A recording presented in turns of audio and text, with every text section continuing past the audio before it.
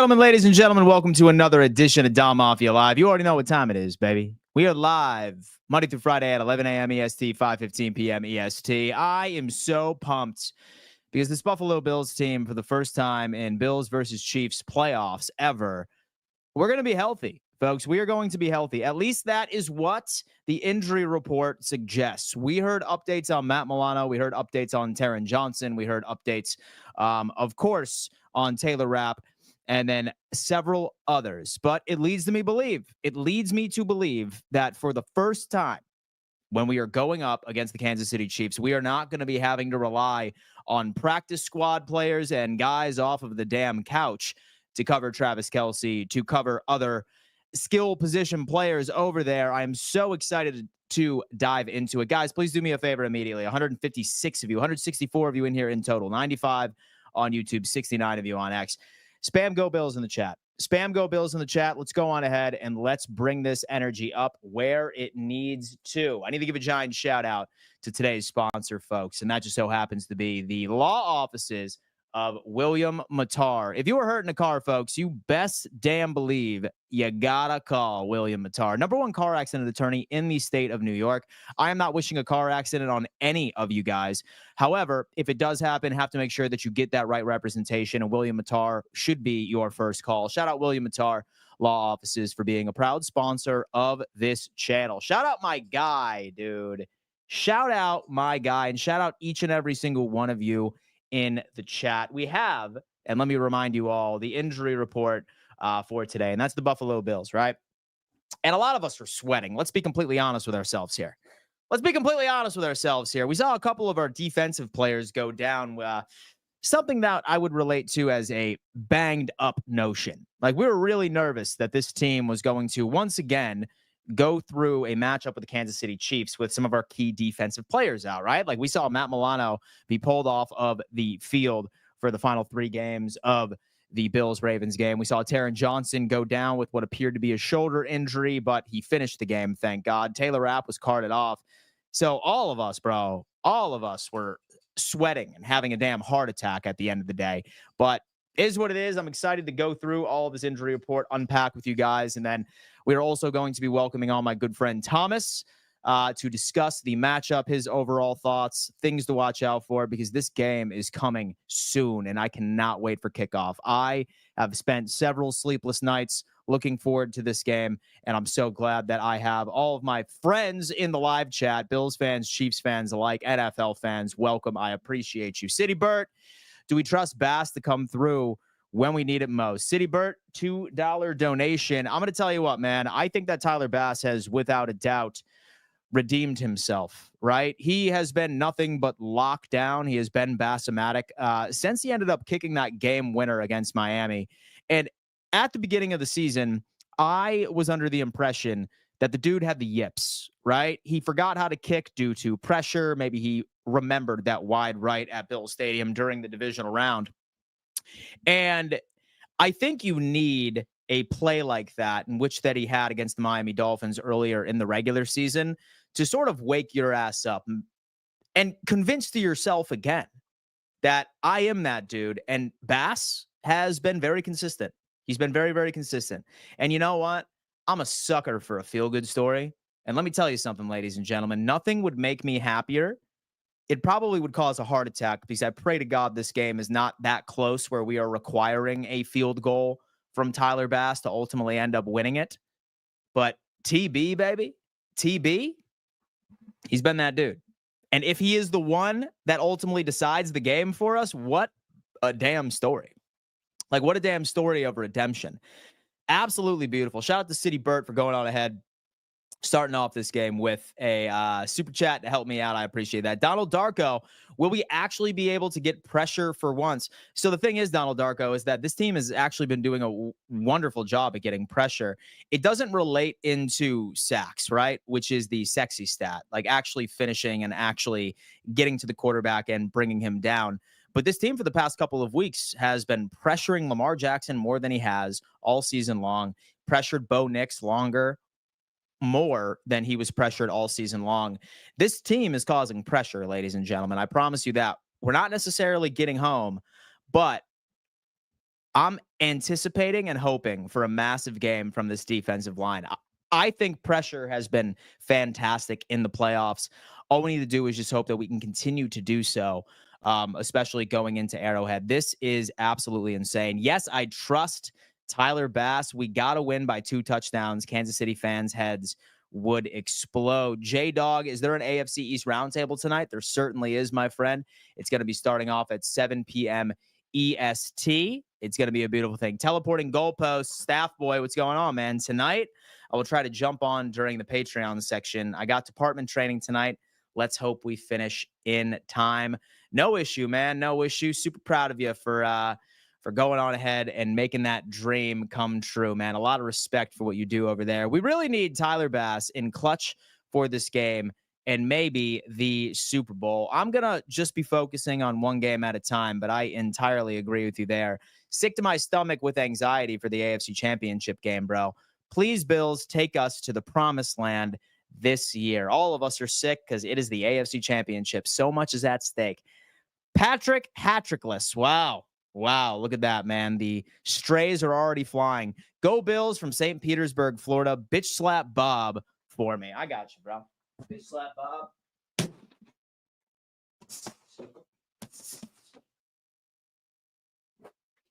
Oh, man, y'all love when I beat the shit out of Bob, don't you? Y'all love it. Y'all love it, man. But anyway, thank you so much, guys. Thank you so much. Guys, smash that like button for me. We have a lot to unpack here today. And obviously, I'm joined by my good friend, Thomas. Thomas, what's up, man? How you doing? We're good, man. Man, what an exciting week. I'm like really, I'm hard pressed to try to put words on everything because, you know, I was talking to some people. I was talking to Sterling earlier, and it still hasn't quite sunk in that we're a game away from potentially playing in the Super Bowl. Like, yeah, no, it's insane, man. It really, really is. I mean, I've been a Bills fan. I'm 37 years old. My grandfather got me involved with the Buffalo Bills.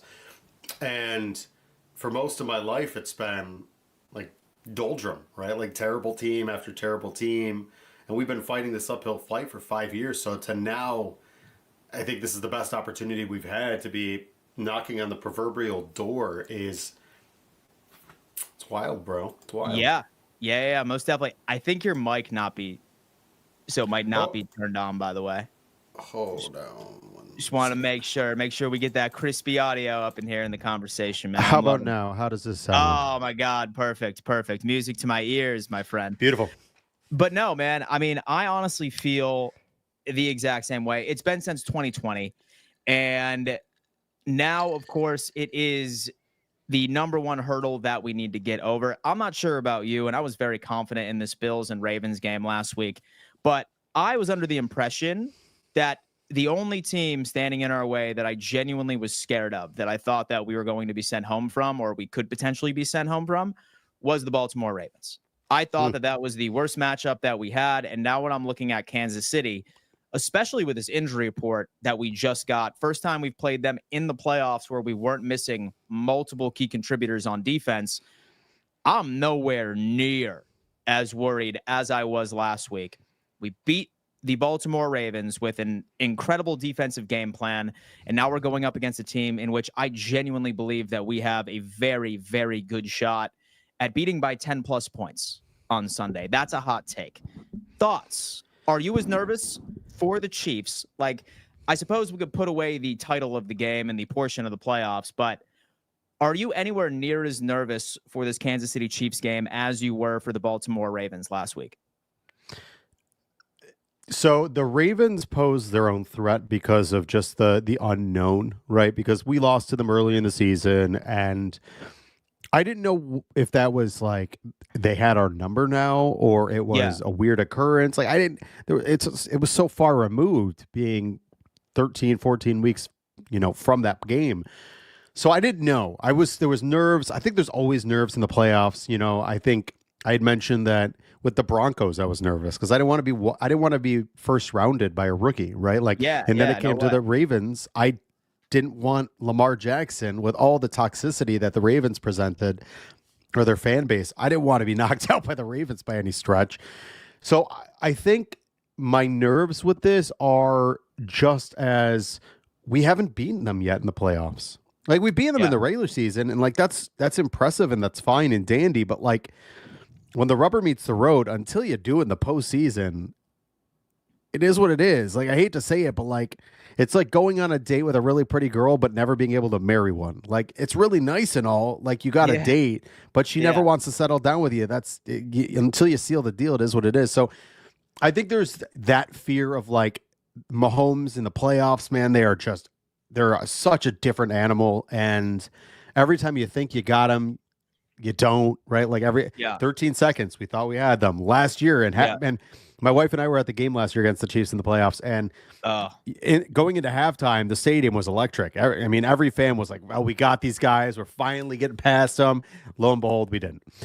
So, I think in this matchup, I feel the most confident that I've been thus far against them. I think this is the most well-rounded, best skill position, best coached, fully everything about this team should be able to beat this Chiefs team.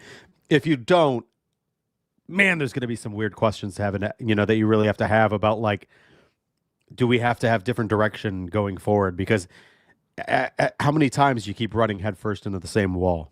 Yeah, it's certainly intriguing because I have been comparing the injury report last year prior to playing the Kansas City Chiefs in the playoffs to the injury report this year. And no questions asked, we saw that Benford is in the concussion protocol, but he was a limited participant today, which is a good sign. That means that he's definitely on the trajectory. Thank God, Taron Johnson, right? He was able to finish that game against Baltimore. He's not even, he is on the report, but he was a full participant. So it sounds like it's not going to be a big issue there. And for the love of God, Matt Milano is only experiencing hamstring soreness. For the love of God, we all were praying that it was not a re-aggravated knee injury or anything. And compared to last year, when 0 linebackers, we had no Bernard, we had no Matt Milano, we had no Rasul Douglas. I'm pretty sure we didn't have Taylor Rapp either.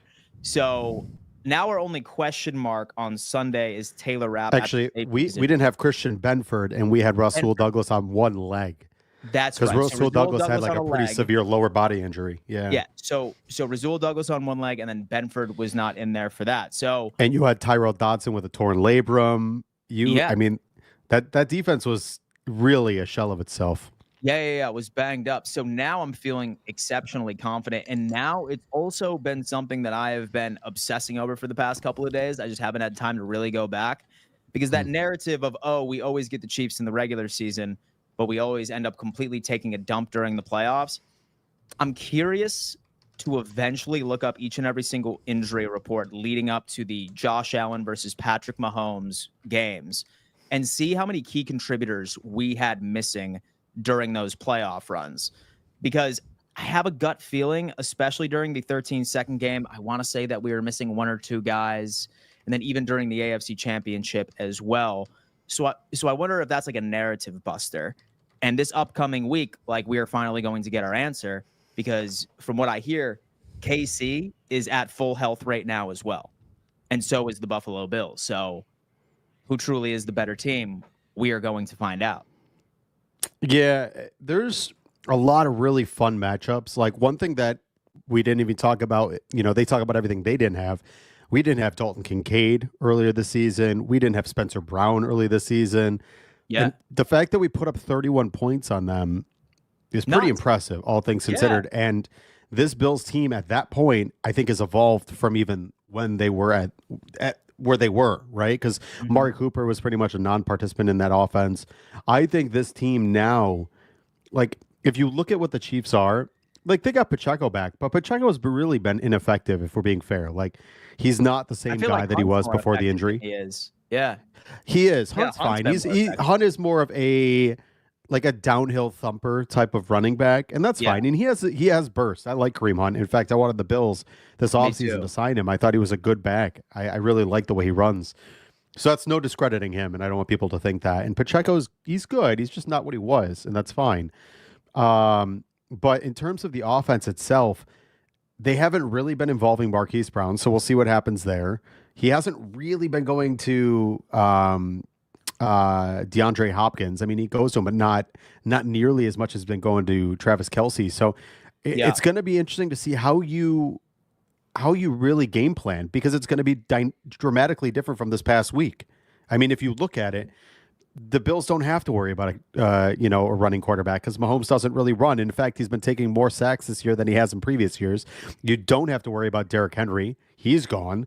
Or, I mean, he's on a different team, right? Like, that's not an issue. So it's just going to come down to, I think, if the Bills, what I believe is the Bills need to come out throwing the ball. I don't think you want to go run the ball against them.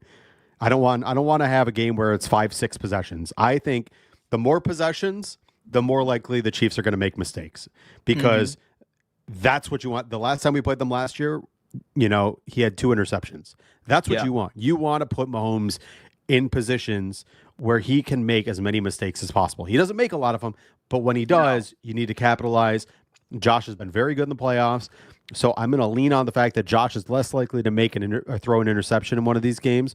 You just have to keep out. You have to keep scoring against them, and I don't anticipate the Chiefs, who have averaged 21 points this season, to be able to put, like, if the Bills put 34, 37, I think it's over. I don't think the Chiefs can go up to that.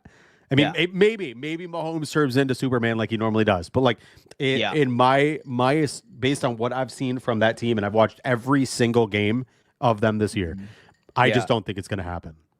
See, I'll be completely honest with you. I loved what our defense did during the regular season. We picked our poison to a point where we were running predominantly man coverage. Most man coverage that we ran, first game that we actually just made the switch. So we made the switch over to it, and for the past couple of weeks, we started running a lot of man, and it has been effective, especially last week right against the Ravens. And I remember that Xavier Worthy just started absolutely killing us.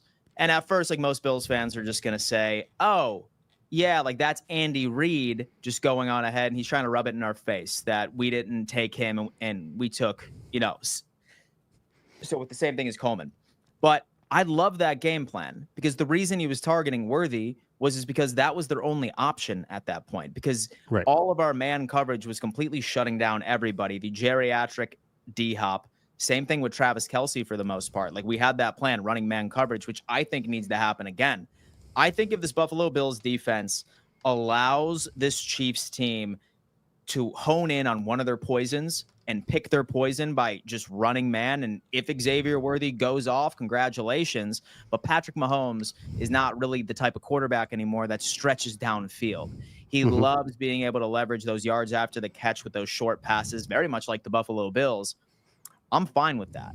And as long as, like you said, we can generate one turnover, which we have had at least one turnover every single game this season that we have played, with the exception of the Rams game, I think that's a winning formula, especially if our team can have a well-balanced offensive attack, dominate time of possession, short sustained drives. I say run man coverage. Focus on stopping the run. And if Xavier Worthy burns us for a couple of drives, who the hell cares? It's not sure what you're thinking there. I agree with that, and I'm looking back at their games, right? Like they beat the Chargers 19-17. They beat the Browns 21-7. They beat the Texans 27-19. They beat the Steelers 29-10. And then obviously the loss to the Broncos, whatever, that game was irrelevant. But then Yeah, it last doesn't week count. they beat the Texans 23-14. And quite frankly, if the offensive line for the Texans wasn't atrocious and CJ Stroud had anybody to throw to outside of, Nico Collins, the Texans are winning that game. Yeah. Like the Texans were in that game for most of it, and there were some pretty atrocious calls too. We know this. Yeah. But I'm not like, listen, do they have these weapons? Sure. DeAndre Hopkins is not DeAndre Hopkins of old. Does he still have some juice? Certainly. But him, Marquise Brown, who's coming off that injury, is not the same guy he was before, at least not this moment, because anytime you rush a guy back from an injury, that's what's going to happen. We know Travis Kelce is not the same guy. Does he have his ability to work off script and get those, those free routes? Sure, but he's not. He has no speed. He looks like he's running in mud half the time. So really, your offense it's going to come down to, Noah Gray and Xavier Worthy. And don't miss me with the speed stuff, because we deal with speed every single year. We deal with Tyreek Hill and Jalen Waddle, and they don't do shit with us. And they're not able to. Yeah. Right. They're not effective against us. So the speed thing is not an issue. At the end of the day, this Bills team is going to keep everything in front of you, and they're going to make Mahomes do what he has to do all the way down the field. And he has been far more apt. He's had more interceptions. He's had more dangerous plays this year than he's ever had in his entire career. He is not the same guy this year. And he's not changing. He's not effectively a bad quarterback, but the team is just it's not cohesive. They just threw a bunch of guys in there and hope to God it's going to be good. You got Juju Smith-Schuster, don't care, not an issue. And I'm not trying to say that we're going to wash these guys, but I'm sorry. The Bills are a cohesive unit who, again, this week scored at will, right? They did it last week. And the only reason, if you look at this Ravens game, they took their foot off the pedal in the second half. Did they have a couple weird plays like Dalton Kincaid dropped that one ball? Certainly. But this Bills team has been in lockstep. They've scored over 30 points in 12 out of 17 matchups. They have been one of the best offenses in the league. They scored the second most points behind the Detroit Lions. To act like the Chiefs, who have had a pedestrian defense for most of the year, are going to just all of a sudden thwart the Bills, who nobody's been able to do. Yeah. I'm sorry. I just don't see it happening. I just don't think that's a realistic expectation. Just because you won 2 Super Bowls does not automatically mitigate those same issues. Yeah. See, I think a lot of people always obsess over what rosters were in the past. And everyone can admit at this point that these are 2 different teams that are showing up in the AFC Championship right now. And maybe you can make an argument that it has to do with coaching. I'm not going to sit here and say that Andy Reid is some bum. He's not. He's the best head coach in the NFL. He's going to be able to scheme things around. But from a personnel standpoint, people comparing the Buffalo Bills team of this year and the Kansas City Chiefs team of this year to 2023 or 2022 or 2021 are going to be in for a massive surprise, because these are 2 different squads. And quite frankly, the 2024 Buffalo Bills are just a better overall set of personnel, a set of personnel that matches up very well on both sides of the football. There are mismatches all over the field with Buffalo Bills offense and the defense, and same thing vice versa. So I don't care that it's an Arrowhead, as long as we go out there and we play a good game against the Kansas City Chiefs. And everyone can admit, when you go side by side with the numbers, it's literally dead even for Josh Allen versus Patrick Mahomes, Bills v. Chiefs, dead even with points allowed, dead even with points forced, all across the board, absolutely even. It's crazy to me. I think that our personnel is just going to be too much. I think we have a better team on paper. Sean McDermott has been showing growth. I think this is the game where we finally end up booking our ticket to the Super Bowl. I'm feeling it. Yeah. First off, Sarah, I never said that the refs were the reason that Houston lost. Obviously, Houston's offense was anemic. Granted, they ran just like who said it? No Bones About It said they ran for 160 yards on them because Joe Mixon's the man. it wasn't the refs. The refs had an influence on the game, but yes, it was because the offensive line, which I said was absolute dog water, and Stroud just got trounced on for most of that game. But yeah, I'll tell you, I think truthfully there are some intriguing matchups. I think the Deion Dawkins and whether it's Karl Loftus, whether it's Chris Jones. Like, I'm excited to see Chris Jones. We know what happened last year where Chris Jones walked Deion back into Josh.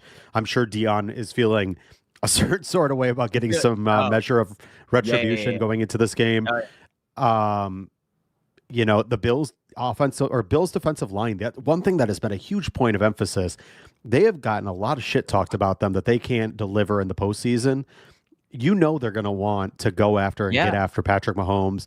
And I think that's a big way to beat him, is getting pressure on him, making him, whether it's speeding up his progressions or making him kind of throw off platform. He hasn't been good as prototypical Pat Mahomes getting out of the pocket. So try to sack him. He'll literally just fall down to the ground instead of like throwing an interception. So get some easy down, get them behind the sticks even further. That's a good way to start.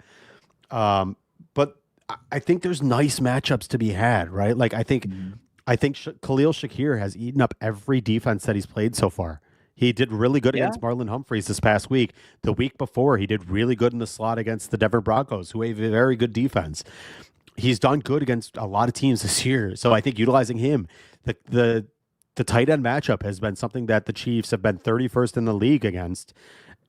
Dawson Knox is having a bit of a renaissance in terms of the way he's playing. He's looked real good so far. Dalton Kincaid, I'm sure, wants to kind of put his stamp on the season. I just think that there's enough matchups there. Like, people want to talk about what KC has. Let's not forget what the Bills have, right? Like, the Bills have 2 through 6. Like, maybe they're not as top heavy. They don't have Diggs. Amari Cooper, which weirdly enough, Dan, and I think we want to talk about this after, Amari Cooper had next to no impact in the Ravens game. There has to be a reason there. There has to be a reason there. So here's my theory. It's Joe Brady just hates wide receiver number ones, right? And that's silly to think about, right? But like, if you look back last year, the second he took over, Diggs was completely wiped off of the floor, right? Like, completely wiped out of the game plan. And then the second that we ended up getting Amari Cooper on this overall squad, exact same thing happens. Some people can say, like, hey, like, his first couple of games, he was still familiarizing himself with the playbook. Then he messed up his hand versus the Seattle Seahawks. So maybe they just wanted him to heal. He's not quite healed up yet. But you can't deny, like, we're talking for the past 2 playoff games. Last game, he had like 22% of the snaps. He had one target exclusively. Right. I just don't think that Joe Brady, like, his offense really likes to incorporate boundary receivers for some reason. It's that, or like, he loves to avoid like number 1 corners. Like, that's like his overall thing. Like, he would much rather run the football and just attack the middle of the field, maybe with linebackers that struggle in coverage. I would love for Amari Cooper to be the leading receiver on Sunday and like just school Trent McDuffie. He's working great, obviously, as a damn distraction out there. And from what we hear today, he's completely fine with it. He's not upset with his lack of utilization. He's just happy to be winning and help the team whenever he can. But I just don't think that Joe Brady's system really likes boundary wide receivers. Like, that's the only thing that I could really justify it as. I mean, I'm not sure if you have another theory, but that's kind of where I'm at. I think a lot of his stuff is predicated on, so they used the first pass of the game against the Ravens was literally down the sideline to Mac Hollins. It was a great route. Josh just, overthrew him by a hair. I think a lot of his stuff is based on utilizing spacing and yards after the catch. It's a lot of like, it's very similar to like a West Coast offense where it's spreading everybody out and utilizing basically, I would say, the hashes, right? Or the stairs. I think that is what Joe Brady likes to do because he's got the guys to be able to do so. I just think that I wouldn't be surprised if you see them more involved this week. You have to test out McDuffie. I love McDuffie. McDuffie's an unbelievable cornerback. So truthfully. I wanted him to be a Buffalo Bill. Yeah. I wanted him to be a Buffalo Bill in that draft class. Right. I think that you throw it at him. Justin Watson's back. I'm not innately terrified of Justin Watson. I think you have to get Keon Coleman and Mari Cooper involved, but they're going to be doing a lot of stuff where it's going to be motioning and literally using slants across the middle. I think that's going to be a big thing. Stressing their linebackers. Nick Bolton is terrific, but I think getting him go sideline to sideline is probably an advantage for the Bills. But one thing somebody said a little bit ago in the chat, and I think it really is true. If you look at the Bills versus the Chiefs, I mean, obviously, who has the Super Bowls is bar none is the right at the end of the end all be all. The Bills in a bunch of the matchups have not been outplayed. 13 seconds came down to a bad decision, right? Last year came down to, like, Chiefs want to say they thwarted us at the end. If the Bills had receivers that could actually catch the ball, the Bills were going to win that game big. They had James Cook that dropped a walk-in touchdown. Trent Sherfield dropped 2 easy catches. Stephon Diggs dropped basically a runaway 60-yard touchdown. Like, the game was way, way, way different than it was on paper. Like, the box score doesn't really have context to it. And that's why when you look at this team in comparison to last year, this team on the Bills, maybe the defense isn't like on paper as good, but the defense that they're trotting into Arrowhead is significantly better than the defense that played against the Chiefs last year. Yeah. And don't get it twisted that, like, Sean McDermott can't play against Andy Reid, or that Andy Reid is so much better. Like, yes, he has the trophies, which at the end of the day is going to delineate him from Sean McDermott. Like, it's going to take him above and beyond. But McDermott he's coached with them every single year. They placed each other 2 times almost every single year. Like, I mean, let's just be fair. They are right there with them. And if you're looking at any team in the NFL, the Bills are probably the one team that goes toe-to-toe with the Chiefs better than anybody else. I mean, shit, they're the only team that beat them this year. They're the only team. They're the team that beat their right. They're the team that ended their undefeated season. So, like, when I look at this team from 2 to 6, their wide receiver core is better. But, you know, with Shakir and Hollins and Curtis Samuel and Keon Coleman, like, it's significantly better than what you had last year, where you had Stephon Diggs, who basically was a shell of himself, Gabe Davis, who didn't play, Trent Sherfield, who was a waste space, Deontay Hardy, who shouldn't even have had a jersey, like, just a hodgepodge of shit. So, like, I'm sorry, the offense automatically is better. The running back the trio is terrific this year, and what they're going to do is going to change everything. Because here's the thing. The Bills, and I truly believe this, and I've said this emphatically on my own show, the running game is what has hindered Josh Allen's success up until this point. He has never had a true complementary running game that he has now. James Cook is, I mean, top 4 running back right now at this current moment. I think I would say 4. There's 3 running backs I think that are probably ahead of him. That's Jahmyr Gibbs, Saquon Barkley, and Derrick Henry. That's it. That's the only 3 I think that you could say are above him. And then there's Ray Davis and Ty Johnson are probably some of the best 2-3 running backs in the NFL. Their tight ends are really, whether their stats don't indicate it, are terrific. Like, overall, they're very good. And then it doesn't even include, the Bills probably have, if not the best, they have a top 3 offensive line in the NFL. And then they've got their 6th offensive lineman in Alec Anderson, who presents a terrific mismatch. Like, there's so much about this Bills offense, and, like, miss me with the defense can't stop Patrick Mahomes, because we've done it. We did it this year. Like, but the Bills can score. Like, I'm not worried about stopping Mahomes. You got to stop Josh. And, like, Josh Allen in the playoffs is legitimately an absolute animal. The guy is one of the most statistically unmatched quarterbacks. Like, yes, Mahomes has the trophies. I know Mahomes, because Chiefs fans want to use that all the time. Josh Allen statistically is one of the greatest playoff quarterbacks of all time. And he's only been in the league for 7 years. So, it's go ahead. Allen is not mid, Joe. Your entire team is mid. Your quarterback can't stay on the field, and your coach is an idiot. Just stop talking. But I'm really glad that you chose to come see Dan Mitchell's. I'm glad that you've joined Dan Mitchell's thing. I'm happy for you, and thanks for your support. But the Dolphins suck. Solid roast right there. I like that. But no, I mean, at the end of the day, like, listen, this is going to be, first off, I'm excited about the matchup. I love playing the Chiefs. I think Chiefs fans are great. One of my best friends is a Chiefs fan. I think they're one of the classiest fan bases outside of like the weird ones. It's always a fun matchup. The games are always high intensity, high electricity, and it's two of the greatest quarterbacks to ever play the game going toe to toe. And now we get to do in the AFC Championship with the Bills' potential of getting to their first Super Bowl in over 30 years. Man, it's fun, man. It's fun. This is going to be the matchup of all matchups. Let's go through a couple of super chats here. Show the chat a little bit of love. Can the Bills beat the Chiefs this time? Need that bum Nick Wright in Cancun so we can flame him like he's done all year. Sincerely, Ravens flock. Red Hood, thank you so much. Thank you for switching over allegiances, my friend. Don't worry. The Buffalo Bills are going to take care of it and send Nick Wright to Cancun with his favorite team.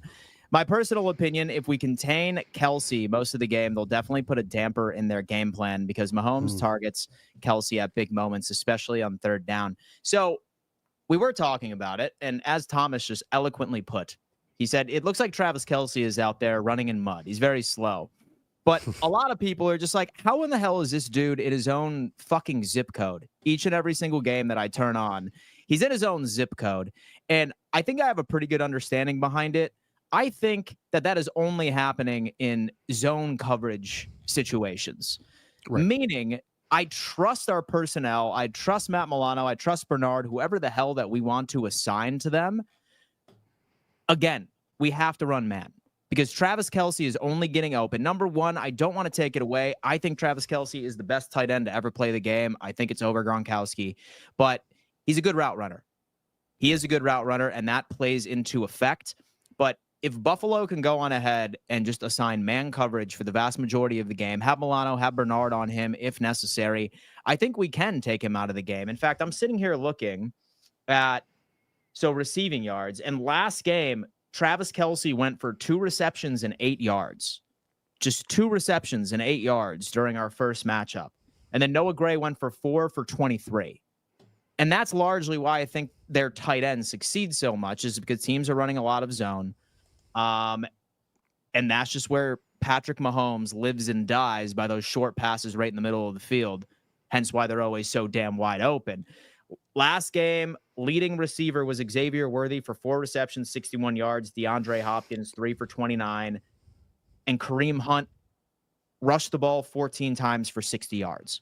So now that we have the exact same defense, at least from an injury report perspective, one would assume that we should probably have the same success unless we completely change, like 360 our approach, which I don't think would be the smartest thing from McDermott. Don't fix what's not broken. Run that exact same game plan. Thoughts, Tom? Yeah, it's tough, man. It's tough to play man versus the Chiefs just because of the speed they have. I think that, I think it's easier to play zone when we play zone versus against the Dolphins more often than not, just because it's easier to pass off those receivers than have to worry about. Spot thrower. Yeah, right. Thrower. The zone's way more effective.